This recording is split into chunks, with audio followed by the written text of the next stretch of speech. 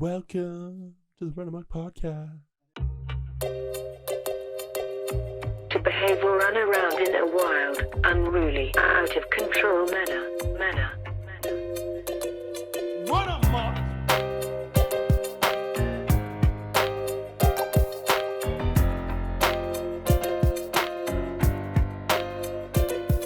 Run Amok! We have been following bamboozled. Let us pray and flat out to sea. Run Amok! Run Amok! Run Amok! Run Amok! Hello and welcome to Season 2, Episode 26. Shout out to Al Ferrari of the Run Amok Podcast, Juncture Magazine's customer service podcast, offering news and opinions from the world of sports, pop culture, and our world this week. As always, I'm your host, David Stahl, and I'm joined by the homie, producer Gary, and later, going to be joined by Caleb Beer. No Carson Cooper today. We talked about it. And again, I'll bring it up real brief. I just told producer Gary, we had a listener say, oh, by the way, who's, I guess, like more of a casual listener that doesn't watch a lot of NBA. And they're like, oh, who's the person who misses all the time, who always misses the podcast? I know it's like you and Gary, and then you got two people who like come in for segments. I was like, oh, that's Caleb. That's classic Caleb. Yeah. We always make fun of him because he took like a 6-month vacation and was the only one pulling in massive paychecks from this thing. And then they go, no, Caleb's the one who like doesn't have the mustache. He's more broad shouldered. Yeah. Oh no, he's on all the time. No, I'm talking about Carson. And then I realized, this guy taking a vacation every week. Yeah, Carson's been swindling us. We're out here thinking Beer's missing all the pods, but it's really Carson. Gary, you and I are just getting swindled left and right, my man. We're not getting paid. These two are getting paid. I'm feeling good. I'm feeling very energized. Hey, I'm not gonna make a big deal out of it, but people have been calling me, like saying all sorts of, oh, you look like Bo Burnham at the inside. Oh, you look homeless. Oh, you look like a sex predator. All these different things, but the long hair, the mustache, the hair's gone. Thank God. We're out of lockdown. I feel fantastic. Got a coffee here, energized. I'm also glad Beer's not here at the moment because he called me. He's like, oh, there's no such thing as an iced latte. It's just a coffee with milk. And look how I bitched out. I just got a black coffee because I didn't even want to hear it. I was like, you know what? I was in the drive-thru. I'm like, I'll take an iced coffee. I already bowed down to him being right. And they go, do you want anything in it? And I was like, nope. No, because then it's a latte, and then it's a latte. Then no, it's a whole podcast thing. I don't want to explain it, but guys, we have a fantastic episode. We're gonna. I think we haven't done some real like inside the podcast life updates things, and I've gotten some feedback. People missed that, but we've also been growing, so I'm a little worried that people are gonna be like, we don't give a fuck about your life. Shut up. So we'll see. But we do have a ton of fit it in too with Bachelor, NBA. There's a lot of there's a lot of stuff going on. Yeah. A lot of stuff going on. But I want to hear about your weekend briefly as well, Gary, and then we'll jump into Bachelor, and then we got our NBA Finals preview. Of course, we're recording this. I'll say it at the beginning of the episode for the first time ever. We're recording this on July 6th. They play game 1 tonight. Yep. The podcast comes out on the 7th. So look, we're going to be behind game 1. That's just the nature of the beast. However, we will be previewing the entire series. So stay tuned for that as well. We got a lot of fun stuff. But first things first, Gary, we're coming off Canada Day weekend. Yes, sir. Habitually like to spend it with you normally. Mm-hmm. Not this year. How was it? You were in the city, you were celebrating with some friends, chill, low-key weekend? A lot of crying just because I missed you so much. But... Oh, I thought you meant from people in general. I cried as well. A lot of time in the fetal position as well. A lot of fetal position, but other than that, it was pretty good. It was solid, nice. Yeah, we went on a camping trip, and it was funny. We went with two people who are longtime friends of ours and are kind of invested in the podcast, kind of not. They only like the podcast when they know they're going to be on it. They like the idea of the podcast. Like our one friend loves the idea of the podcast and he loves to like talk about it. But then when it comes to just being like a fan, it comes to actually being a listener. He's got a million ideas, and then I don't know if he ever like sees them come to fruition when we listen to him.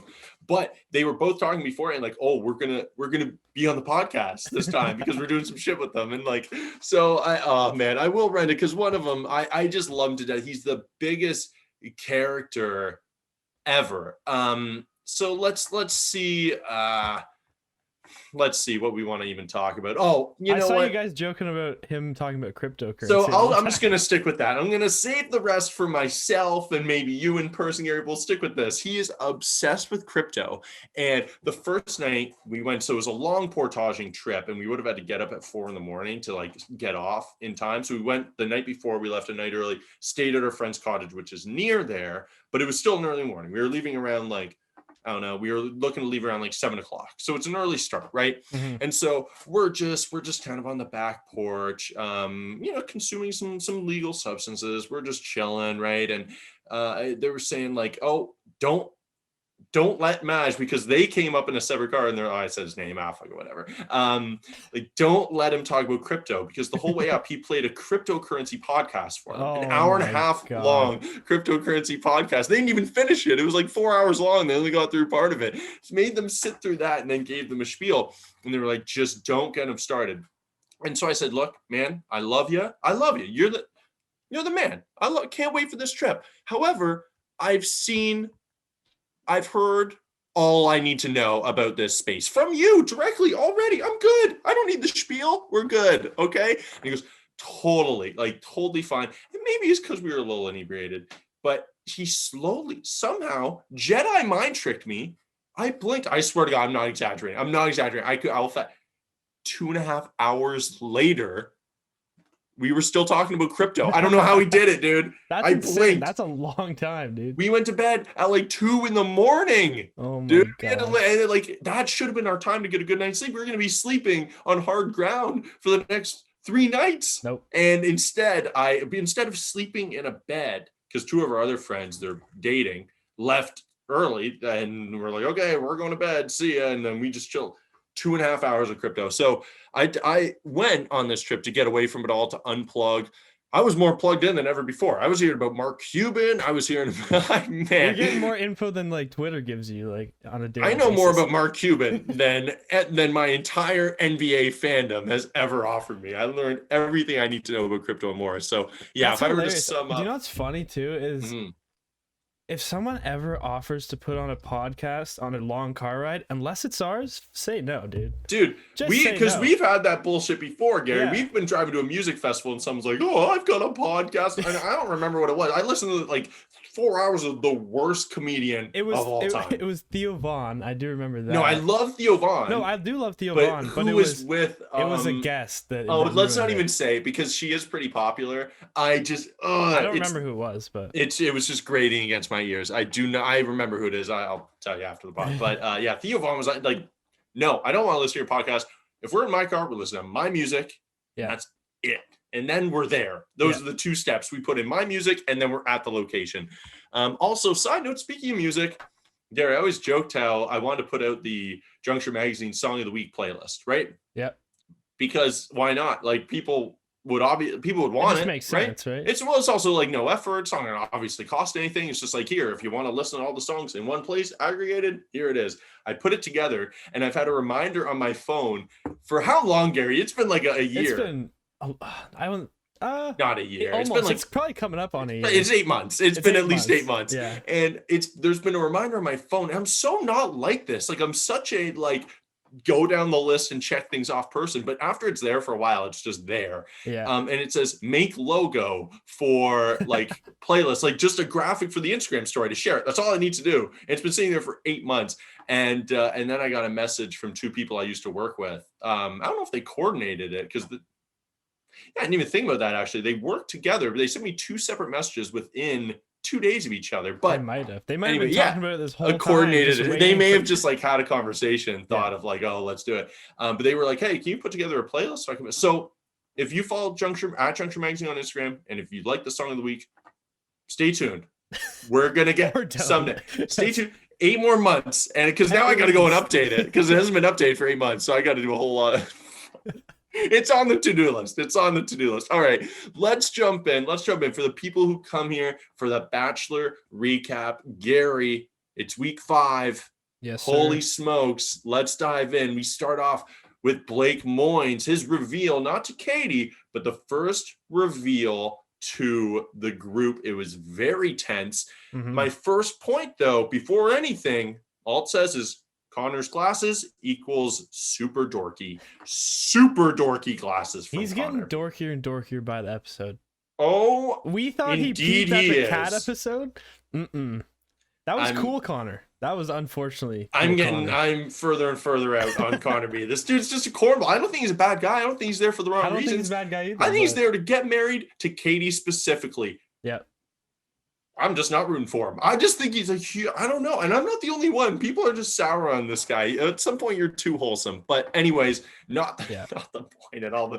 Look, this also, okay, all of my points under Blake's reveal have nothing to do with Blake's actual reveal. I also have a take, though, a little spicy take. I think Hunter is getting his sleeve tattoo extended throughout the show. That thing keeps I never growing. noticed it, and then all of a sudden it's in every shot now. It really slaps you in the face. It really does. It's really bright. It's like red, orange, yellow. Like, dude.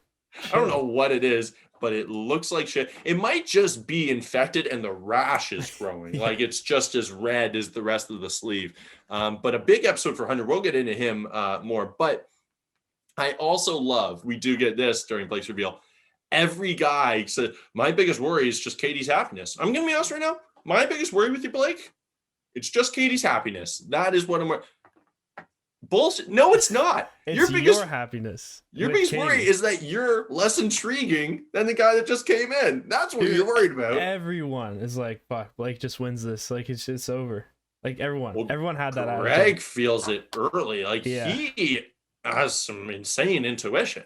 Hey, did that kind of? He's like, yep, that's that was actually, he literally walked in the room. Greg's like, well, I'm leaving. It's over. It's over. It's like, okay. I can almost like that kind of like earned brownie points from me. I was like, hold on, you do kind of know her, I guess, because like he's right. Same energy, and it goes like obviously way beyond the sex positivity. That's like the low hanging fruit, but they were connecting on all sorts of levels. So let's jump into the one-on-ones. Just speaking of which, easy transition. Very natural chemistry. I don't know what you were feeling, Gary, but oh my gosh. And I wanted to doubt it the whole time. I was like, no, they're not going to be like super good together. They got to drag it out. They can't just have Blake just win right here, right? Yeah. But I don't know, man. Blake might be taking it home. Well, I'm all in because we were sick of Blake Moynes last time. We said like, hey, I've had enough of Blake Moynes. Yeah. But absence makes the heart grow fonder. I'm in on him again. He hasn't talked about dicks one time. I don't think he's talked about his penis a single time. Yeah. And I don't think we've seen him naked once either. At this point of last season, we'd seen Blake naked 8 to 9 times. Yeah. And he would have mentioned dicks like 10 times by this point. So. Well, yeah, 14 he's doing to 17 better. times. He's doing much better. He's improved. I don't know. The edit also helps. But I thought like they actually had real first date conversations as well. Instead of getting, like they do get very intimate. But at that first part of the date, it was fun and it was flirty and it was authentic. Like sometimes we open with a first date and it's like a slap in the face of real intense conversations. Like this doesn't feel like an actual just date. Started off with like, "Hey, I'm afraid of horses," or I was. I love that. He's like, "Hey, just so you know."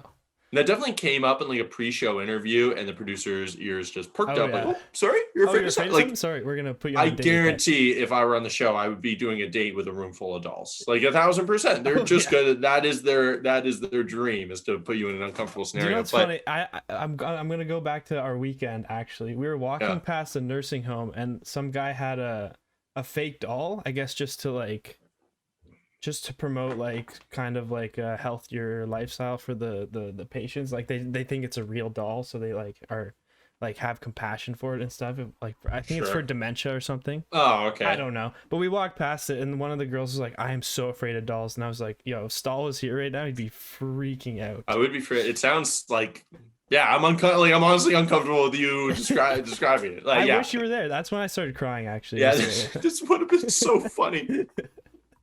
Now, so the neat thing about the connection between Blake and Katie, and the thing that kind of made me think, oh, it is like more real than just like, I love animals. Oh, I love animals. I love having sex. Oh, I love having sex. Like it was more than surface level, is when he asked about her sex positivity and was like, okay, what's the deeper layer there? Because I never would have thought to look at her relationship with sex through a deeper lens. Like I would have been obviously very intrigued and invested in hearing that story. Mhm. But I kind of would have just been like, oh, that's who you are. And yeah, I like, would have never thought to dig any deeper. yeah, there. and he knew, and we don't know if he has a story. Maybe he is just, like I'm saying, open and sex positive. But he seemed to like know immediately, hey, Mhm. there's something deeper here, which I thought was very, very interesting. Now, again, we get Katie's story, and we get it, we get it a little deeper as well. And it's this notion of consent coming back up. And you know what? And we're not gonna, I'll save it for when it comes up again. It comes because it does come up again. But yeah, because that is kind of an important theme surrounding Katie, and kind of the nuances of consent too. Well, the craziest part about the story, I don't know if we got this the first time she's told it, but she said that she then, after it happened, like really pursued the guy just for validation, just to like make it okay, I guess. So it's like, hey, I didn't get assaulted. Well, it's like, I totally get it. It's like a justification of like, oh, I didn't get assaulted. I'm with this person. Think of that being like a potential like possibility. Like that's same. But it makes so much sense when you hear, you're like, oh my God, I could totally see someone being like, no, he loves me. It didn't happen. Like sort of a self-denial. And I mean, it really kind of punched me in the gut a little bit. And on a lighter note, ding, ding, ding, we get obscure Bachelor artist of the season. We always get one every season. I think for Matt James' season, we were saying like, oh, it kind of was a real artist. And we're back to a nobody. Look, maybe the country community knows him. Lane Hardy. The country community definitely knows him, but I love how she like mentioned his name. He's like, couldn't have been a more perfect day. We were listening to Lane Hardy. Like the producers definitely like whispered it. Oh, that's part of the deal. And they like explicitly says a song.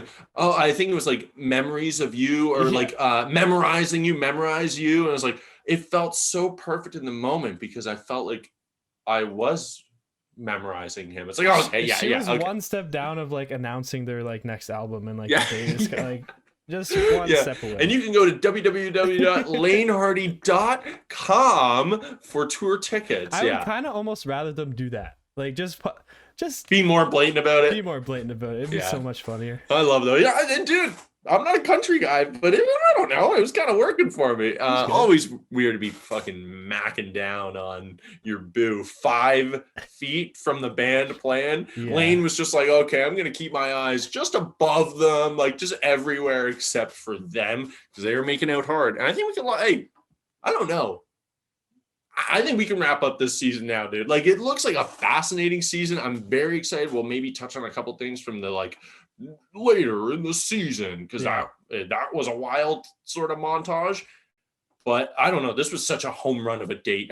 I don't even think I could be wrong. I don't even think they showed the rose being given out. I think it was just such a given. Either. Yeah. I was like, because it's normally a moment that I'm waiting for, but I think it was just such a home run that they were like, okay, we're cut for time. Everyone knows he's getting a rose. So that was fantastic. Now let's jump into the group date, Gary, if you're ready to roll. Yeah. Let's do it. Big return. Wells Adams and our guy, Franco Lacosta. The absolute man. I never recognize Franco. He always looks different. Looks different every time. So he different. is an animorph. Do you remember those books where it's just him like changing in different human forms from season to season? Yeah, it's actually crazy. He's like all of these Spice Girls. This time he was sporty Franco. But we've seen posh Franco. We've seen all different types of. We've seen wedding photographer Franco. I think it was. I guess that's what he does. He's a photographer. His actual profession is starting to be obscured here because his photos weren't that great, and we did critique him about. I think he's just an influencer, but I love him. Franco, dude. That's honestly, in that moment, I was like, Chris Harrison, who? When you get Wells and Franco together. I think Chris Harrison might have been, because he might have been taken away from the show, his screen time. What do you mean, hogging Franco's air? Just hogging the whole season's air time, because we haven't seen Tayshia. Yeah. All that they come in every once in a while, but if it was Chris Harrison, he'd be like talking to people, having deep conversations with people. It's like, hey, just stay out of the way. You're a host. I haven't consciously thought, like, I wrote down that just because I was like, oh, it's funny because there's 2 hosts taking it, but I literally haven't thought once, like, oh, where's Chris Harrison? Maybe a couple times at the roast ceremony, but it's like, no, we're done. Sorry, Chris, we're done with you. This is a great season without you. Anyways, Hunter, textbook spaz, literally textbook spaz. I haven't used that word in 10 years, but he gives me vibes of like the kid that hung out with the popular kids, but like got bullied by them. Yeah. But like hung around them still, just I totally know to be that guy. Fuck, I'm thinking of. I think you're thinking of the same friend of ours. Probably, too. I don't know. It was it's like Stockholm syndrome. He just keeps going back. A stocky, jacked guy who's like, yeah, I'll go along with anything. Like, hey, I bet you know what I'm talking about. Maybe you don't, but now it was so funny. Barstool Trent, who we're huge fans of, he has the best Twitter account for Bachelor. He compared Hunter to Bradley Cooper in Wedding Crashers when they're playing the football game, and he's just fucking going rushing hard Vince Vaughn. Yeah. Like he's in the 3-point stance. Yeah. Oh man, what a hardo. I thought it was going to be Hunter taking down Michael A. Of course it was Michael A, like the nicest guy ever. But it was the eyebrow king. Justin becomes America's #1 enemy, overtaking ISIS. Honestly, like it goes Justin, ISIS, and then everyone else. Like it. But honestly, he felt super bad. It was though. You know what I mean? Like they were playing it up, classic Bachelor fashion. Yeah. And Hunter he was a hardo, but he didn't end up hurting anyone. So it was just fine.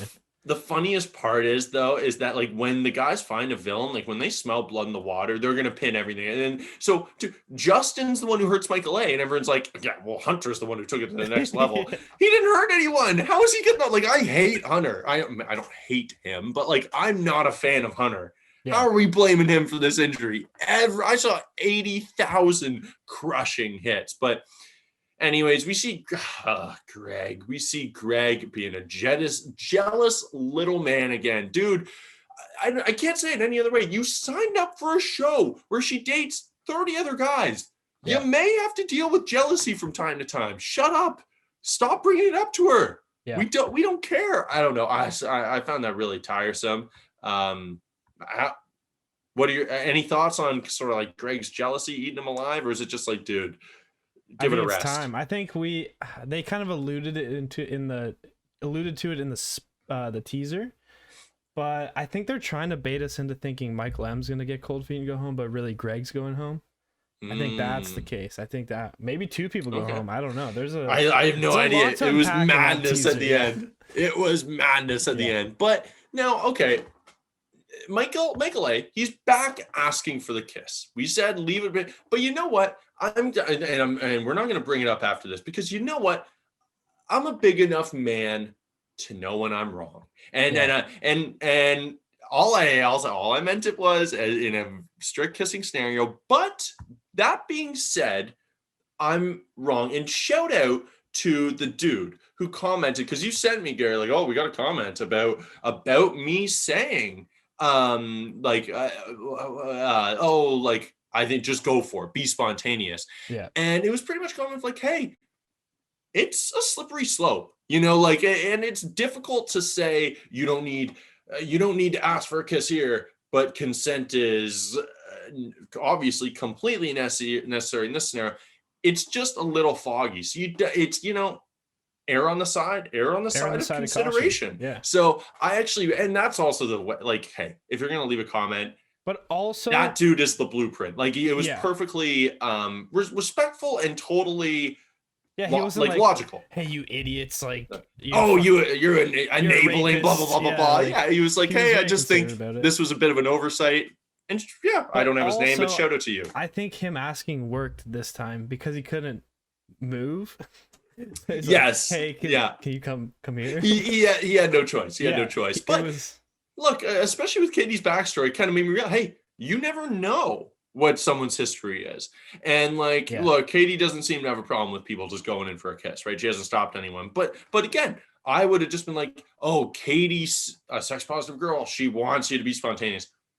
I didn't know about that history. Right. Yeah. So, and you never do. So again, I just wanted to touch on that. I'm not going to be ripping on Michael for that anymore. We're retiring. Listen, if you're 2 years deep into a relationship and you're still asking, maybe we're like, just go for a smooch every once in a while. Just go for a little smooch. Yeah. I don't know. But you know what? More power to him though. No, go for it. Yeah. All power to you, Michael. Now, Honestly, though, another serious note, Michael honestly humbles me whenever he talks about life, though. What a beautiful perspective, man. He talks about not wasting time. He's got Greg blubbering. He's got all the guys are like at the altar of Michael. This guy's just spouting knowledge. It feels like a man amongst boys, does it not? Oh, it really does. Like in all aspects of it. It's, even in the group day when he got pummeled, it just felt like he was still above everybody. Even though he was laying on the ground. Well, once he gets pummeled, like I'm so into it, and then you're like, oh, what a silly little game. What are we doing? Why are people taking it this far? I kind of get like slapped out of it, woken up a little bit. Yeah, he's such a breath of fresh air. And last little point here, Aaron. What a gem. He remains the judge, jury, and executioner of disrespectful behavior. He doesn't say disrespectful yet because he saves it for the rose ceremony, and I went fucking crazy when he did.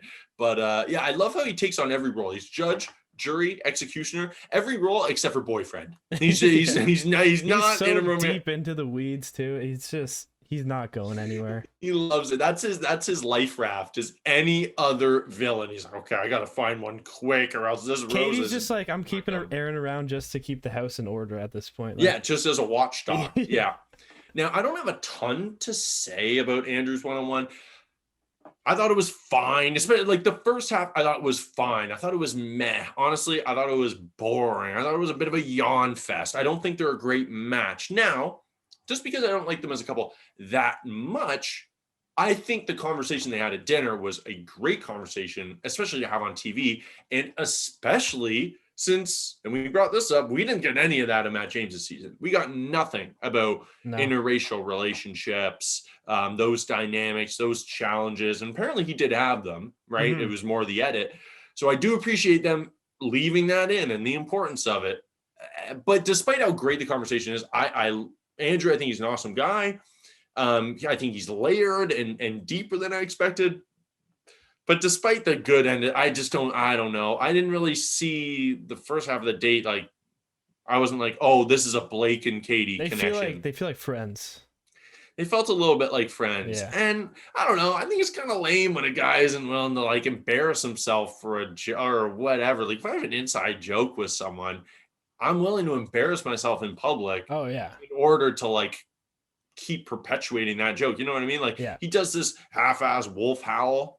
And she's like, oh, it sounds like an injured dog. Try it again. He's like, nah. Okay. All right, dude. This is the effort you want to put forth on date 1. I wonder how date 1040 is going to go. But anyways, let's jump in. You have anything else from Andrew's date? Not really. Same feelings as you. Just kind of whatever. I think he's going to stick around, though. I think he's around for a while, and maybe he develops. Who knows? Just first date. Yep. But again, we love the conversation to see that. The date itself, not fantastic. But let's jump into the rose ceremony once again. I don't know if this is still for you. I'm reminded that there are 500 fucking guys still around. I didn't realize. I can't remember his name now. Andrew M. Yeah, other Andrew. Yes. Who are you? Who are you? Are you? He hasn't said a word this whole dude. I haven't even seen him in background shots. So I remember one shot. He was there when Michael first talked about his wife to him and Virgin Mike. Sure. And that's it. And that's it. Yeah, like, bro, what are you doing? Katie probably forgot about him. That's why he's still around. Like, oh my god, what? I didn't send you home. Yeah, Alex N. No, Andrew M. Yeah, get the who's keeping you right? No. Head out. I thought he was a new addition for a second. Who is this guy? Yeah. What if all the guys woke up and were like pissed? Like, oh, who's this clown coming in on week 5? We're 5 weeks in this. Like, I shared a limo with you. We had a smoothie bowl together yesterday. I've been here the whole time. I'm roommates with you. So he unfortunately goes home. And first of all, at the cocktail party before, it's kind of the first time we see Justin as a real human and not an emoji, right? Like he's kind of doing. Dude, I was gonna say this. Justin kind of stepped up. He's kind of like, very charismatic. Surprisingly, I wouldn't know because all we got from him before this was just that. What David's doing right now, just a bunch of facial expressions. Yeah, if you can't watch, my face is going into fucking Twitch. It's like crazy. Now, okay, we'll save it for the scenes from next week. But Justin, seems to be emerging right now. It's the first time I've heard him speak in a while. Yeah. Hunter, You gotta stop snorting, my man. Dude, what is that? I literally wrote this down too, dude. Why? He's just... You sound like a wild boar. It's disgusting. He's doing it around Katie. He's doing it around the guys. Yeah. He's doing his confessionals. Has no one told him that this is revolting before? Dude, blow your nose or something. Blow your nose. It's obviously, I think it's like a tip. It feels like a more of a throat thing. I don't even know that. Yeah, like I think it's just like a thing that he does. I think it's almost like an alpha male thing. It's like, dude, it's disgusting. Stop doing it. I cannot watch and listen to this anymore. It's so I'm jarring. picturing you asking him to stop and him just doing it more and more and more just to be like more alpha.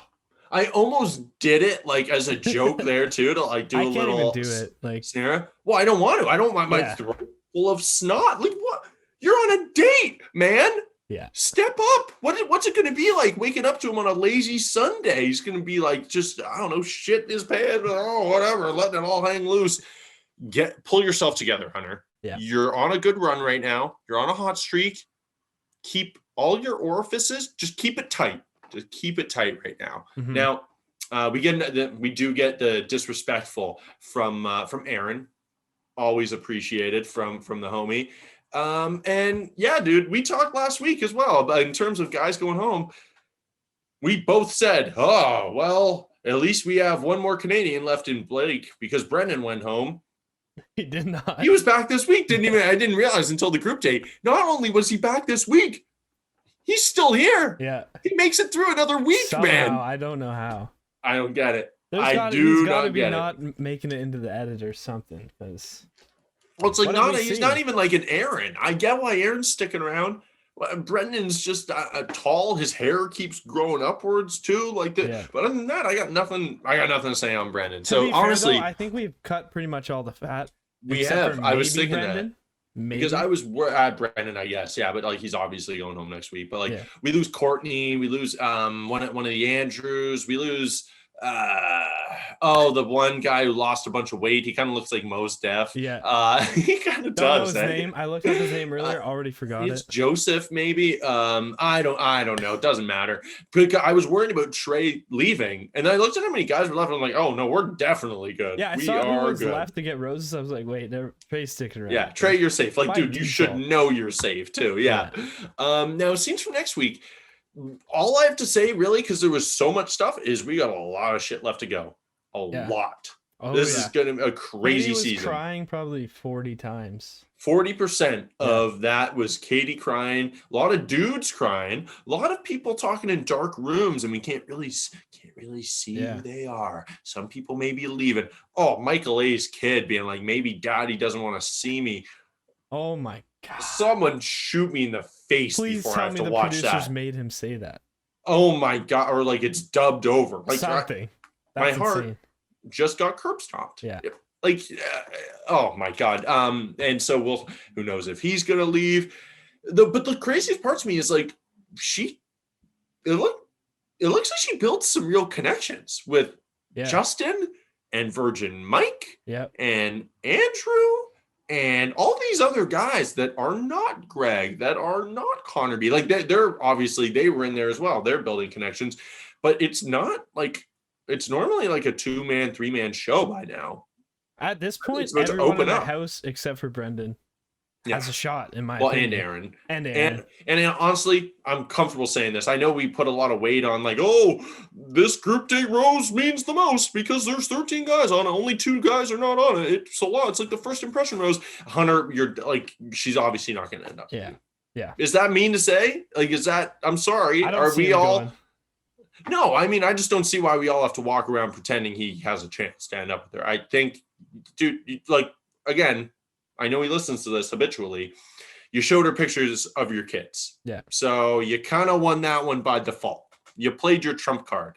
Now the issue is that literally was his Hail Mary. He has that's what I'm saying. Yeah, I love you, but that's like you can't even. That's not even a Hail Mary at that. Well, point. the Hail Mary, like that is more of a dice roll, right? Because I love you. If it comes too soon, you're gone. But yeah, you played your trump card, man. Where do you go from here?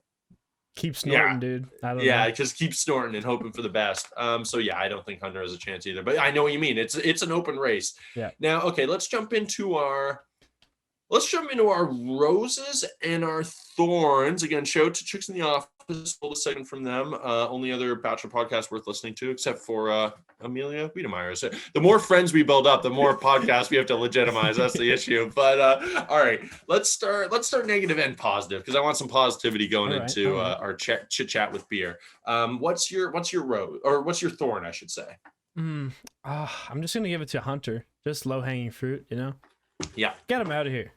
Yeah, I had Hunter's snorting specifically on my list. It's just all encompassing. It's just everything. Well, he's Hunter. just a dick. Like, dude, sucks. Such a dick too. Yeah. It's like, you're the short, kind of weird guy who's got the way too intense personality, the hardo. Like, you should be the underdog that we're cheering for, but you're just such a dick that I can't help but cheer against you. It's like watching Rudy, if Rudy was walking over to the other walk-ons on the other team and kicking them in the balls pregame. Like, it's like, well, why? I'm not like cheering for this, dude. People, like, bro, come on. Yeah, like mid-game, like cheap shotting everyone. You're like, oh, Rudy, come on, man. It's like, you're small and everything, but yeah, and we want to root for you, but you just suck. I just can't. Yeah, it's a stupid haircut, too much gel. Talking too much gel. My boy James will not quit with that gel. But it kind of works. It almost works. Yeah, that guy's suave. I'm still all in on James. But okay, mine has got to be, and I didn't bring this up because I wanted to save it for my rose. It's got to be Connor B's exposed chest. What is going on with those buttons? Did you notice that, Gary? I didn't, because I was working while watching the episode. So anytime Connor B would come on screen, I'd be like, okay, time to tune out. It was crazy. It was every time we saw him, just too. Chest out. They're going lower and lower. I swear to God, it was down to the almost no buttons. Well, we're in nipple city pretty much. Like, if we get the wrong angle, we're seeing a full nip on a formal date. Yeah. Why am I potentially seeing your nip at a cocktail party? Yeah, that's everyone else is wearing t-shirts and James is wearing a goddamn turtleneck for goodness sake. So, I got to go that exposed chest, and you could see in the scenes to come too. That chest is not going anywhere. You're a teacher. Yeah. Shape up, my man. Do some buttons up. Okay, let's jump over to our roses. What you got? I think 3 or 4 weeks in a row, Justin, my man. Every week he just gets better. Did you draft Justin? Did anyone draft Justin? I don't think anyone did. Wow. What a travesty. He might have been my wild card last pick, but I don't even think he was that. I'm going to go back and listen. Mine too. I don't know. It could have been any of ours. But he would have been the last pick. He's really opening up. He's really, we're seeing some personality finally, and he's still got the facial expressions. They didn't go away. So. Yeah. Fantastic pick. I really, really like that. I have two quick ones. Aaron surviving another week. He's just entertaining at this point. Like, normally I'm annoyed with the snitches, but he's just I don't mean this. If he wasn't there, though, it would be way more boring to watch. Yeah, of course. And like, I was about to say, I don't mean this in a bad way. It's such an insult. He's an oaf.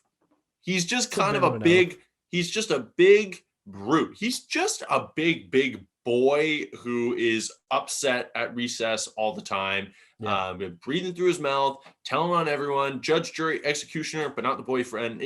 I love him. I love to watch him. And second, Blake and Katie's relationship, Blake and Katie's chemistry. That is getting my rose. It feels like a whole different show when they're together. Like, it's like, we're just watching these two date at this point. Yep. Like, that's all it is. Yeah, and they've only been on one date. I love them. I don't know. I'm all in. Maybe we're jumping the gun on this, but maybe we're jumping the gun. I don't know, man. We'll see. We're excited for week 6. Cannot wait. It looks fantastic. Keep saying it. This season will not quit. All right, let's bring in our boy, the homie, Caleb Beer, to recap or preview, I should say, the NBA Finals and answer a really fun rapid fire question. Yes, sir.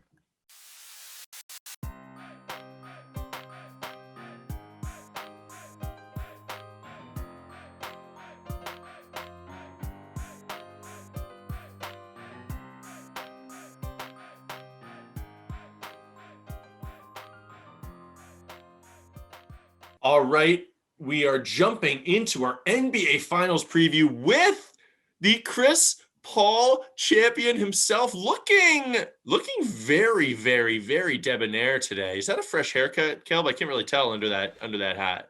It is, yep. And you're hiding it? Oh yeah. It is also interesting. Isn't it interesting how I was so quick to notice and compliment Caleb's haircut, and mine is so obvious, and he didn't even think to say anything. You almost got the widow's peak going on right now. Yeah, I didn't because you're not really in the Widow's peak, like that's no, it's just a hair. Zoom? I know it down. was just it looked Yeah. like Oh, it was I coming gotcha. down, but Sorry, Yeah. what'd you say, Pierre? What'd you say? I honestly didn't really notice until you said. That's so yes, you're wow. accurate. No, it's oh wow, thanks for the compliment. I only had to formally request it. That's okay. I didn't even compliment it either. I just said I didn't notice. You just said you acknowledge it. Yeah, Okay, awesome. Yeah, it we're off to a hot start. Now, Caleb's a little distracted because his man Chris Paul is headed to the NBA Finals, and on this podcast, we don't even have a rear view mirror because we are strictly looking forward. We're going to recap what happened a week ago. I was also on a canoe trip, and I didn't get to see how the conference finals ended. I am kind of going in a little blind here, but I've watched the highlights once again. I've checked the tape, and I'm not going anywhere for a little while. So I'm locked into these finals. And we mentioned at the beginning of the episode, they're playing game one tonight, and the podcast comes out tomorrow. So we're a day behind. But again, nature of the beast, can't do anything about it. And we're going to be looking at the series as a whole as well, not just game one. But before we jump in, we have a rapid fire question that we're going to run through real quick. And as you guys can see, the question itself is a hefty one. So take a deep breath, David. USA managing basketball director Jerry Colangelo made waves this week by claiming LeBron's time with USA basketball is over, telling ESPN, quote, father time takes its toll. If you're a human being, your body is built to go so long depending on what your sport is, and then it's a downhill situation. LeBron made choices these past couple of Olympics not to participate because he's got a lot of things going on in his life. So he put in his time. He made a contribution that is appreciated, but I think his time is over. Guys, whether or not you believe Jerry's bold statement, it's true that Father Time is undefeated. But what was an activity or when was a time you knew that your time was over? Let's start with the homie Beer. What you got? I was going to be going back 2 summers ago, playing basketball with Carson at our old university. And we were playing one day, and I dislocated my knee. And one of the other fine gentlemen we were playing with just started diagnosing me right there on the scene. He said he broke his knee, and then everyone that would ask or just be like, "Oh, what happened to that guy?" He'd go, "Oh, he broke his knee." Just walked in. At that moment, I played basketball outside or indoors 3 times since then. Yeah, you really and Caleb swore it off. And we had some great runs. Me and Carson had some great times since. And this is what the people tune in for, is to hear about our pickup runs amidst the NBA Finals. But Caleb just refused. Caleb swore it off. All right, that's a great answer. And one that saddens me to the core. I know if Carson were here, we'd be going on a goddamn tangent too. So it is a little bit of a blessing in disguise. But all right. Gary, what you got? When was a time that you knew that your time was over? So mine was last summer, and me and my girlfriend, taking a day trip up to Tobermory, and we were gonna go to a place called Flower Pot Island. You take the boat out, stay there for 3 or 4 hours, come back. Would have been amazing. But on the way up, I got pulled over for a speeding ticket, got my car impounded, and safe to say we didn't make it up to Tobermory. Well, if you don't mind me saying, also not quite your car either. A little rental car, which, if you might be able to guess, complicates the situation mightily. And I think we've gone over it. I'm going to rehash the past. We've gone over it on the podcast at large. All we need to say is it ruined more than just that weekend. Producer Gary, you tend to feel those consequences for a little while after. Yep. So when was that? Still sitting on the ticket, by the way. You still drive. Oh yeah, no, it didn't really. You just knew that time was over. Just that activity, it was done that day. Yeah, it was a write-off. We were stuck in Owen Sound for the whole day because no one was nearby to pick us up, and we didn't have a car, so we were just I guess we're hanging out at this high school in Owen Sound until someone comes and picks us up. Yeah. Oh, So. man, what a time. That's a great one. I'll run through mine quick. It's not that exciting, but I'm sure it is something that both of you can probably relate to. Look, we used to love to paint the town. We used to love going out. I still love a good party. I love having a good time. I'm just not what I used to be. And especially since the pandemic, but even before the pandemic. And again, Beer, I'm kind of getting that you're feeling cheeky today. You're feeling a little like Chris Paul's in the finals. I know, like, look at that smile on your face. If you're listening right now, Beer's got a big old smile. You might even be able to hear it. They can hear it. We don't need to give the people any details, but we went on a Montreal trip. Like, let's keep it in house here. But we went on a Montreal trip the winter right before COVID broke out. And we are just having we had a beautiful dinner. We're having some post-dinner beers, not even a crazy night. We were just at a pub. And I was so sick. Like oh my God, it hit me so hard. I felt horrible. I just got beaten to my knees. And that was the moment where I was like, I don't have it anymore. I'm 22 years old. Whatever I did have, I lost it. And now a couple of weeks ago, I was doing a virtual date with a girl and we decided like, hey, let's have a couple beers. It was like a Saturday night or whatever while watching a movie. And dude, I was like, this sounds so lame. I was hungover over 2 beers. I woke up the next morning. I was like, oh man, that was a bad idea. Should have stuck to one. Yeah. Are you guys feeling? I feel like we've just lost all party. I feel it too. Yeah. On Canada Day, I was drinking during the day, so like from 2 o'clock onwards, I was hungover by 6 o'clock. Yeah. Bro, like what? Day drinking is out of my It's realm of gone. I can't possibility. do it. It's not possible. Yeah. How about you, Beer? How's your party stamina right now? Oh, well, I was sober on Canada Day, and even the lack of yeah. sleep like impacted my next day significantly. So we're so goddamn old and lame. Yeah, all right. Great answers, guys. Okay, let's jump into, we got no quick hits today because it's finals season. We got to just dive in. We're doing our finals preview. Now, let me ask you this, Beer. First things first, we got the Milwaukee Bucks versus the Phoenix Suns.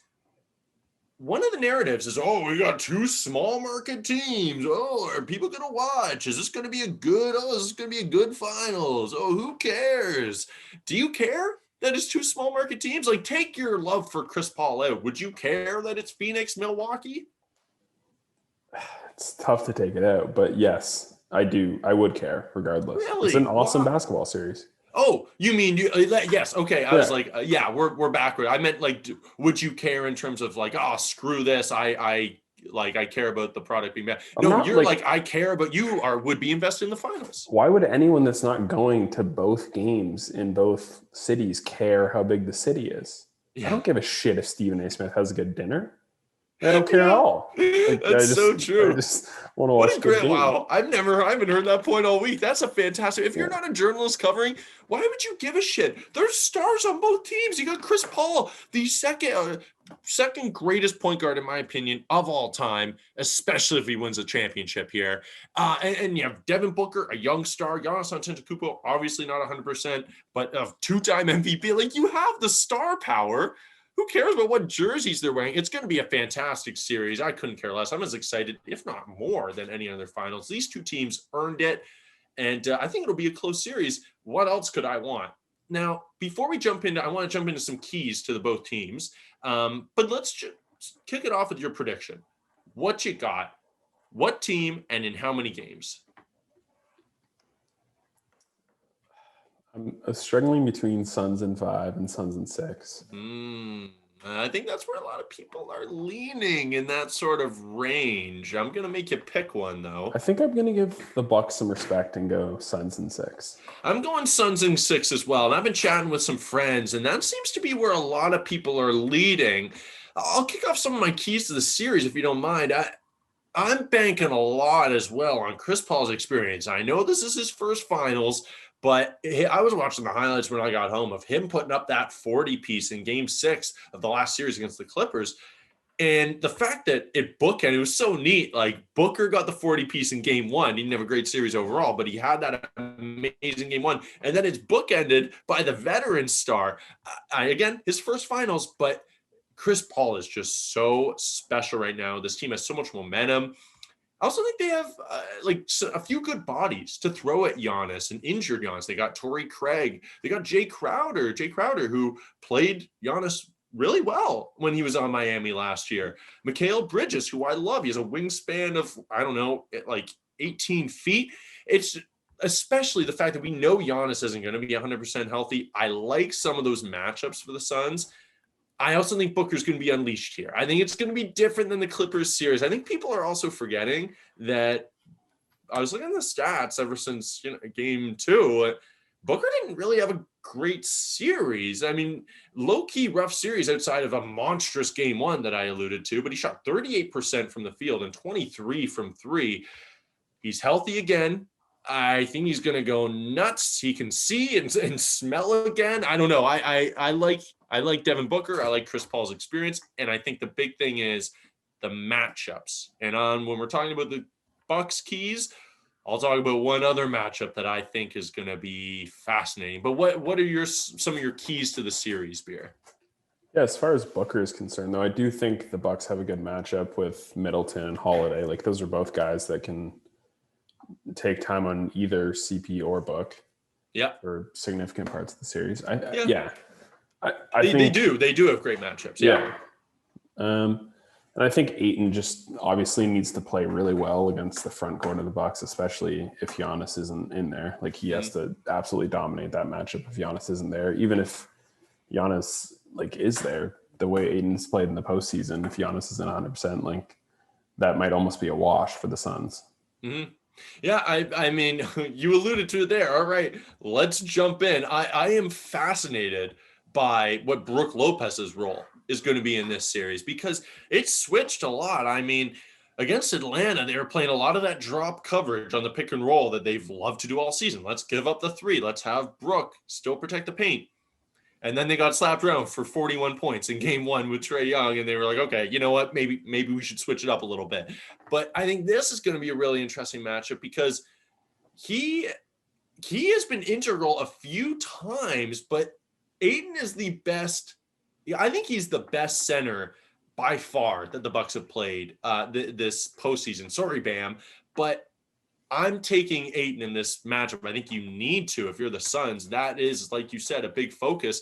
But it's going to be such a fun, bruising throwback matchup of just two enormous bodies fucking elbowing, bumping each other. It's the lamest possible X factor, but I cannot wait to see the return of the big men. 2 big guys duking it out. But it's also an X factor to me too, because if the Bucks and Brook can get Ayton in foul trouble, which I think as a Suns fan, Beer, I'm sure you're a little worried about, the Suns' backup centers and Frank the Tank Kaminsky and Dario Saric are not going to be able to stop Milwaukee inside. I don't know if you saw at the end of Game 6, Frank Kaminsky gave Patrick Beverley a little shove, and it looked like basically a bird flying into a window. It's like, all right, I don't feel good about Frank protecting the rim. That should tell you all you need to know. But I don't know. I have faith in Ayton being able to stay on the floor, and honestly being able to actually put up numbers again against Brook Lopez. Brook will block some shots. I think I saw a prop bet in game 1 of Brook Lopez. The over/under on blocks was 2. I'd probably take the over on that. But I like Ayton in this matchup now. Assuming Giannis isn't going to be 100% healthy in this series, which seems to be the case. I mean, he's doubtful for game 1. We also saw I saw in the highlights, the hyperextended knee looked bad. And we saw it with Kevin Durant. The Warriors tried to have him play through it, and that ended up turning into something far, far uglier. So I don't think he's going to be healthy for probably the entirety of the series. Chris Middleton has to be huge too, right, Beer, to even give the Bucks a chance. Yeah, all the Bucks secondary guys now have to be primary guys as far as offense goes, which in fairness to them, the 2 games that Giannis didn't play against the Hawks, their offense slipped a little bit, but their offensive rating and stuff wasn't much worse than it was with Giannis in the lineup. It was just their defense slipped quite significantly. Yeah. Now, and like you said, Middleton stepped up. But it is a roller coaster. It's the most boring roller coaster ride ever. I actually think, who said it?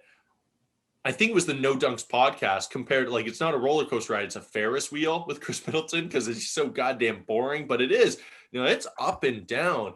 He had 20 points in the fourth quarter of game 3. He really kind of ended the series in game 6 of the Atlanta series with 16 in a row in the third quarter. At the same time, he was also 6 for 23 in game 1, 6 for 17 in game 3. He's a second fiddle. He's not a superstar, and the Bucks need him to reach a level that he probably hasn't even hit yet. Because, look, we know you're talking about. Look, they're going to have good matchups for Booker. They will, but I feel very confident in Booker and CP3 reaching that superstar level consistently throughout this series. I think PJ Tucker is actually, like, I think Drew Holiday and Chris Middleton are going to be on CP3. I actually could see PJ Tucker being matched up on Booker, especially with DiVincenzo out for the series. Seems like Booker could run wild. Otherwise, he's obviously too slow for Booker, but I think he could really be physical, get under his skin, bother him, kind of jostle him a lot like we saw with Patrick Beverley, just kind of a bigger version of it. Any thoughts on that match, or you think that's kind of a wash? I think if you get Booker out with some open space and PJ Tucker's on him, I think the Bucks aren't going to like how that turns out. I don't disagree. Like when he's coming off screens and stuff, you'll get physical with him. But as soon as he has the ball at the top of the 3-point line or the key, like it's not going to end well for the Bucks, I don't think. No, that's totally fair. There's a speed issue. There's a mobility issue. My thing, though, is kind of like, look, I think Drew Holiday needs to be on CP3 because, like, as much as I love Booker, that is what's orchestrating everything for everyone else on the floor, more so as a playmaker than Booker, of course. And Chris Middleton, look, he's a good defender. Someone would even say he's a great defender. He's not shutting down Devin Booker, though. Like, I don't look at that matchup and go like, oh, well, all right, that's pretty much a draw. No, I like Devin Booker taking that one defensively. So you are correct. Middleton's probably the better matchup. But again, if you're looking at him to be your go-to offensive guy, I think you're looking around being like, oh, okay, we don't need to double up his responsibility. I think we're both leaning towards Suns. Who knows? But right now, everything is leaning in the Suns' favor. But again, you never know. The Bucks have been resilient, and this kind of gives them, they have the clear underdog mentality. So I think it's going to be a really interesting series. Last question here, Beer, and yeah, we'll run through this quick because I think we both are going to have the same answer. Who's your Finals MVP pick? It's Chris Paul for sure. It's Chris Paul. Yeah, I think he could average 2 points, 2 assists on like 20% from the field, and people are going to want to give it to him. Like, I don't lose know. The series too. I'd want to give it to him. Yeah. Literally in a losing effort, man. I'm just very excited for these two teams, and I hope it's close. That's what I'm rooting for. I know you're not rooting for that, but here I'm rooting for a close, long series. But I'm rooting for the Suns. I'm rooting for the Suns. Don't worry, Beer. I don't think I can handle it being close. So for my mental health, please hope that it's give us a sweep or a douchebag sweep or a gentleman's sweep. Just give us something. Okay, fair enough, guys. Rate, review, subscribe. Thank you so much for listening, fellas. Thank you so much for joining. Remember, wet bird never flies at night. Wet bird never flies at night. Thank you. And peace.